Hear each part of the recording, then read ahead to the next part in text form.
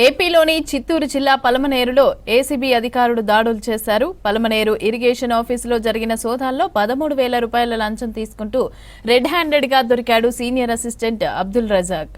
పుంగనూరు మండలం కంగనాంపల్లికి చెందిన contractor Eshwar alias Anand నీరు చెట్టు పనులకు 6 లక్షల రూపాయల బిల్లులైతే పెండింగ్ లో ఉన్నాయి. ఇక 8 ఏళ్లు అవుతున్నా కూడా బిల్లు రాకపోవడంతో సీనియర్ అసిస్టెంట్ గా పనిచేస్తున్న అబ్దుల్ ను ఆశ్రయించాడు కాంట్రాక్టర్.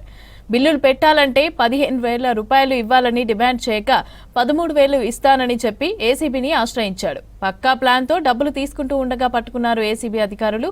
ఈ ఘటనపైన కేసు నమోదు చేసి దర్యాప్తు చేపట్టారు పోలీసులు.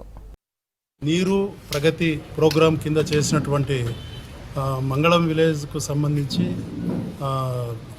కొత్త చెరువు పాండ్కు చేసినటువంటి రెస్టరేషన్ వర్క్స్కు సంబంధించి సుమారు 5 లక్షల రూపాయల విలువైనటువంటి ఆ బిల్స్ను అప్లోడ్ చేసి శాంక్షన్ చేయించడానికి గాను ఆ అమౌంట్ను తను చేసినటువంటి వర్క్స్కు సంబంధించినటువంటి 5 లక్షల రూపాయలను అప్లోడ్ చేసి శాంక్షన్ చేయించడానికి గాను ఇరిగేషన్ ఆఫీస్కు చెందినటువంటి షేక్ అబ్దుల్ రజాక్ సీనియర్ అసిస్టెంట్ గారు ఆయనను సుమారు 6 నెలల పాటుగా 15,000 రూపాయలు లంచం అడిగి ఆయన ఇచ్చుకోలేనని చెప్పి ప్రాధేయపడితే 13,000కు తగ్గించి సుమారు 6 నెలల పాటుగా అతన్ని వేధింపులకు గురి చేస్తూ ఉన్నందువల్ల ఆ లంచం ఇచ్చుకోలేనటువంటి నిస్సహాయ స్థితిలో ఈశ్వరప్ప తిరుపతి ఏసీబీ డిఎస్పీ అయినటువంటి నన్ను, మా సిబ్బందిని, మా ఇతర అధికారులను ఆశ్రయించి